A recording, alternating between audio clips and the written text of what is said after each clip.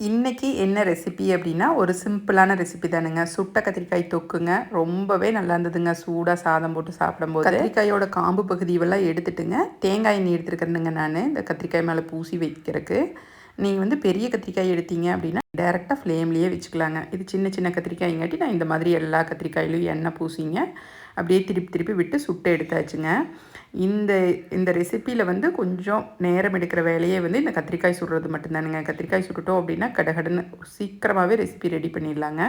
கொஞ்சம் ஆறுறக்கு விட்டுங்க. கத்திரிக்காயில் மேலே இருக்கிற தோலையெல்லாம் அப்படியே எடுத்துட்டுங்க, மிச்சம் இருக்கிறத நல்லா மசிச்சு விட்டு தனியாக எடுத்து வச்சுக்கோங்க.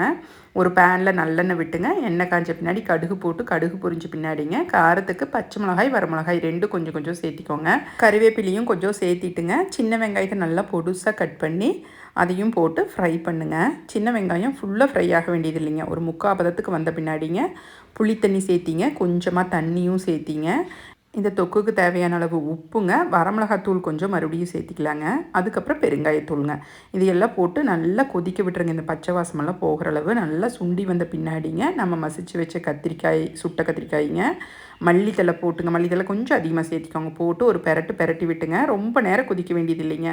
ஒரு 2 நிமிஷம் கொதிக்க விட்டு எடுத்தீங்க அப்படின்னா நம்மளோட சுட்ட கத்திரிக்காய் தொக்கு சூப்பராக ரெடி ஆயிரும். கண்டிப்பாக ட்ரை பண்ணி பாருங்கள். விருப்பம் இருக்கிறவங்க கொஞ்சமாக இனிப்பு சேர்த்திக்கலாங்க. கரும்பு சர்க்கரையோ மண்டை வெல்லமோ சேர்த்திக்கலாங்க.